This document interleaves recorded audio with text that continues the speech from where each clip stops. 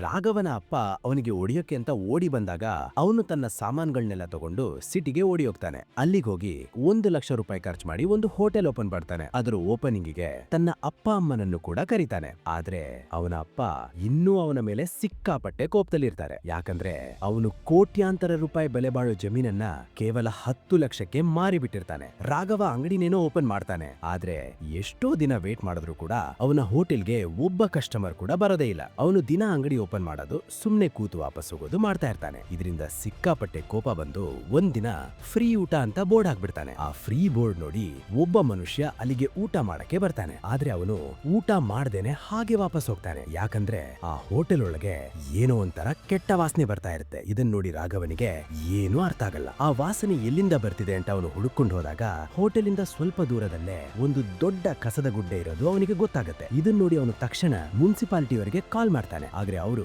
10 ದಿನ ಆದ್ಮೇಲೆ ಬರ್ತೀವಿ ಅಂತ ಹೇಳ್ತಾರೆ. ಅದಕ್ಕೆ ಅವನು ಒಬ್ಬನೇ ನಿಂತು ಆ ಕಸನ ಪೂರ್ತಿ ಕ್ಲೀನ್ ಮಾಡಿ ಇಲ್ಲಿ ಕಸ ಹಾಕಬಾರ್ದು ಅಂತ ಒಂದು ಬೋರ್ಡ್ ಕೂಡ ಹಾಕ್ತಾನೆ. ಆದ್ರೆ ಮರುದಿನ ಬೆಳಗ್ಗೆ ಬಂದು ನೋಡಿದ್ರೆ ಆ ಏರಿಯಾದ ಜನರೆಲ್ಲ ಮತ್ತೆ ಅಲ್ಲೇ ಕಸ ಹಾಕ್ತಾ ಇರ್ತಾರೆ. ರಾಘವನಿಗೆ ಏನು ಮಾಡ್ಬೇಕು ಅಂತಾನೆ ಅರ್ಥ ಆಗ್ತಾ ಇರಲ್ಲ. ಆದ್ರೆ ಅದೇ ಟೈಮ್ಗೆ ಸ್ವಲ್ಪ ದೂರದಲ್ಲಿ ಒಂದು ಅಂಗಡಿ ಮುಂದೆ ಜನ ಸಿಕ್ಕಾಪಟ್ಟೆ ಗುಂಪು ಸೇರಿರೋದು ಅವನಿಗೆ ಕಾಣಿಸುತ್ತೆ.